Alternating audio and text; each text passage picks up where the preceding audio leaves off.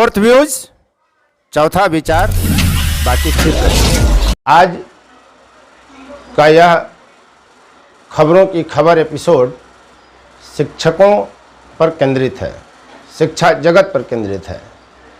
शिक्षक समुदाय से संबंधित दो बड़ी खबरें निकल कर आई हैं। 760 बिहार में कोरोना संक्रमण के कारण कोरोना काल में 760 शिक्षकों की मृत्यु हुई है। अब सरकार ने यह तय किया है कि उनको लाभ दिया जाएगा। दूसरी खबर यह आ रही है कि तमाम विद्यालयों में शिक्षकों के पद रिक्त हैं। जो शिक्षक सेवानिवृत्त हो रहे हैं उनके साथ उनका पद भी सेवानिवृत्त हो जा रहा है, यानी पद ही समाप्त कर दिया जा रहा है। ऐसे में बेरोजगारी की दर जो बिहार में बढ़ी है, शिक्षक बनने के जो अभ्यर्थी हैं उन्होंने बिहार नीड टीचर्स हैशटैग लगाया और एक पोस्ट डाला, एक ही लक्ष्य एक ही नारा, भर्ती जल्द हो हमारा। यह टॉप ट्रेंड कर गया। कुछ ही घंटे में 6 लाख से अधिक पोस्ट इस पर हुए और सरकार को झुकना पड़ा। इसके अलावा दूसरी महत्वपूर्ण खबरें एकदम संक्षिप्त में आपके सामने प्रस्तुत करूंगा, सूचनात्मक रूप में। आप देख रहे हैं फोर्थ व्यूज, उपेंद्र कश्यप के साथ। नमस्कार मित्रों, कोरोना काल में काफ़ी शिक्षकों की मौत हुई है। प्राथमिक शिक्षक संघ के अनुसार 760 शिक्षकों की मौत बिहार में कोरोना काल में कोरोना के कारण हुई है। सरकार इनकी कोई नोटिस नहीं ले रही थी।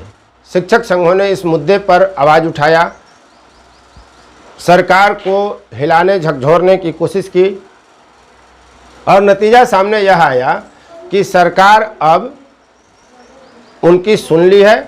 सरकार ने यह तय किया है कि शिक्षकों के मृत परिजनों को लाभ दिया जाएगा।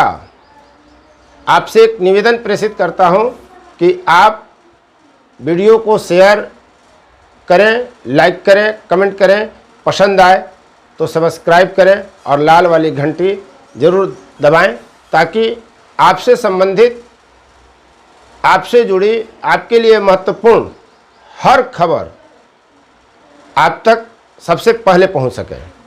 आज की कहावत है, चाहने के नाम गधी ने भी खेत खाना छोड़ दिया था।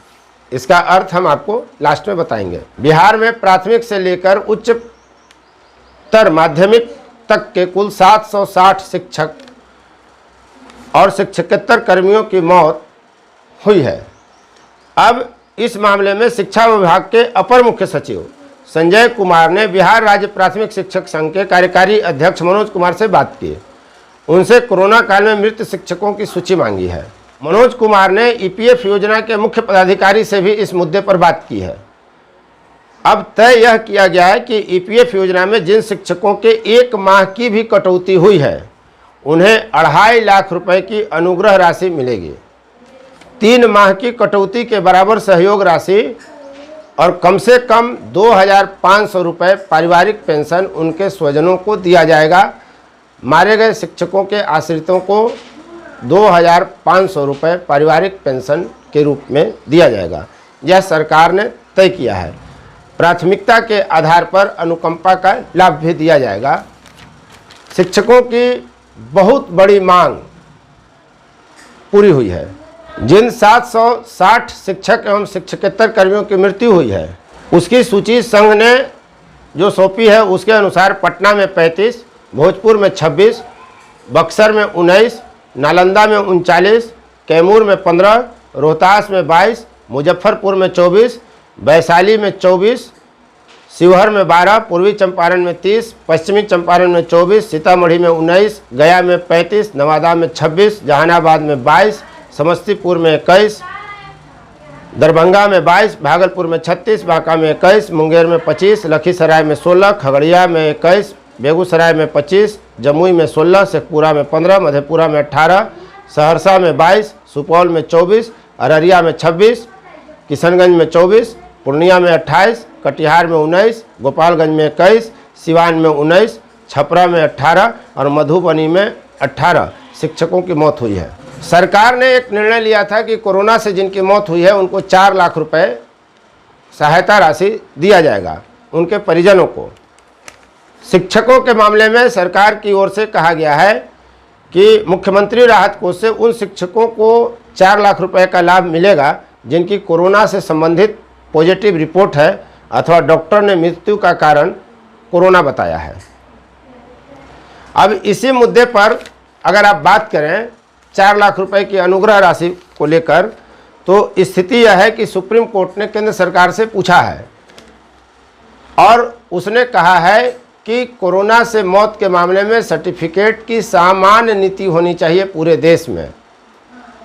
स्थिति यह है कि कोरोना से मौत के मामले दबाए जा रहे हैं, यह चर्चा का विषय है और कोरोना से मौत के कारण को छुपाकर यह लिख दिया जा रहा है कि फेफड़ा के संक्रमण से इस व्यक्ति की मौत हुई। केंद्र सरकार को हलफनामा देने के लिए इस मुद्दे पर सुप्रीम कोर्ट ने 10 दिन का वक्त दिया है। 11 जून को शीर्ष न्यायालय में कोरोना से मौत पर मुआवजे के मामले में पुनः सुनवाई होगी। जस्टिस शाह ने कहा है कि कोरोना से मरने वालों के दस्तावेज और मृत्यु प्रमाण पत्र में कई बार कोरोना का जिक्र नहीं होता, उसमें फेफड़े का संक्रमण आदि लिखा होता है। दस्तावेज में जिक्र न होने से स्वजन परेशान घूमते रहते हैं। याचिकाकर्ता गौरव कुमार बंसल ने कहा है कि कोरोना से मरने वालों के परिजनों को 4 लाख रुपए अनुग्रह राशि दी जानी चाहिए। स्टेट डिजास्टर रिस्पांस फंड की पुनरीक्षित सूची में आर्थिक मदद के मानक दिए गए हैं और यह बात गृह मंत्रालय के 8 अप्रैल 2015 के पत्र का भी हिस्सा है। ऐसे में मरने वालों के परिवार को 4 लाख रुपए अनुग्रह राशि मिलनी चाहिए। इधर बिहार सरकार ने शिक्षकों के लिए अनुग्रह राशि देने का ऐलान कर दिया है, लेकिन सशर्त, यानी मृत्यु का कारण कोरोना होना चाहिए या मृत व्यक्ति का कोरोना टेस्ट पॉजिटिव होना चाहिए। यह मामला अभी सुप्रीम कोर्ट में भी चल रहा है। शिक्षकों से जुड़ी, शिक्षा व्यवस्था से जुड़ी एक और महत्वपूर्ण खबर मैं आपके बीच लेकर आया हूँ। भर्ती जल्द हो पूर्ण हमारा, हमारी भर्ती जल्दी की जाए, एक ही लक्ष्य एक ही नारा, भर्ती जल्द हो पूर्ण हमारा। यह पोस्टर लेकर शिक्षक के अभ्यर्थियों ने एक हैशटैग चलाया, बिहार नीड टीचर्स। देखते ही देखते यह टॉप ट्रेंड कर गया और 6 लाख से अधिक पोस्ट इस बिंदु पर हुए। शिक्षक अभ्यर्थियों ने सोशल मीडिया का इसके लिए इस्तेमाल किया। बिहार प्रारंभिक शिक्षक नियोजन, बीएड एकता मंच जैसे संगठनों ने यह हैशटैग चलाया था। हैशटैग के टॉप ट्रेंड करने के बाद शिक्षा मंत्री सामने आए और बोले कि कोर्ट के निर्देश का इंतजार है, जैसे ही निर्देश प्राप्त होगा नियुक्ति की प्रक्रिया शुरू कर दी जाएगी। यह मामला जब सोशल मीडिया पर गरमाया तो तेजस्वी यादव और रोहिणी भी सामने आई। तेजस्वी यादव प्रतिपक्ष के नेता ने पूछा कि नीतीश जी आखिर बिहार के नौजवानों को बेरोजगार और बंधुआ मजदूर ही बनाए रखना क्यों चाहते हैं। लालू प्रसाद की बेटी रोहिणी आचार्य ने भी इन्हें समर्थन किया है और लिखा है कि बिटिया मांगे अपना अधिकार, शिक्षा दे दो हमें सरकार, बिन गुरु का ज्ञान नहीं, शिक्षा है मेरा मूल अधिकार। जब राजनीति गरमाई तो शिक्षा मंत्री विजय कुमार चौधरी ने कहा कि बिहार की ओर से हाईकोर्ट में मेंशनिंग की गई थी, तिथि भी निर्धारित हुई, पर दुर्भाग्य से चीफ जस्टिस कोरोना पॉजिटिव हो गए, इसलिए देर हो गई। हमने न्यायालय से कहा है कि आरक्षण के मामले में कोई दिक्कत है तो उनके लिए पद छोड़कर बाकी पर बहाली कर लेते हैं, लेकिन कोर्ट का निर्देश नहीं मिला है। कोर्ट इजाज़त दे तो हम कल से नियुक्ति प्रक्रिया शुरू कर दें। कुछ और महत्वपूर्ण खबरें शिक्षा जगत से, एक और खबर यह आई है कि सीबीएसई 12वीं की परीक्षा रद्द नहीं होगी। यह जुलाई में हो सकती है। कोरोना की दूसरी लहर जब थमेगी तो परीक्षा होगी। कोरोना को लेकर भी कई महत्वपूर्ण बातें सामने आ रही हैं। गुजरात में 5वीं पास विधायक इंजेक्शन लगाते नजर आ रहे हैं। यह स्थिति हो गई है। कोरोना की एक और दवा लंच, एक डोज 60,000 रुपये में। 18 के पार वाले बिना पूर्व रजिस्ट्रेशन के भी ले सकेंगे टीका। कोरोना संक्रमण की तीसरी लहर में बच्चों पर खतरा नहीं, जैसा कि पहले यह मानकर चला जा रहा था कि तीसरी लहर में बच्चों पर आफत ज़्यादा आएगी।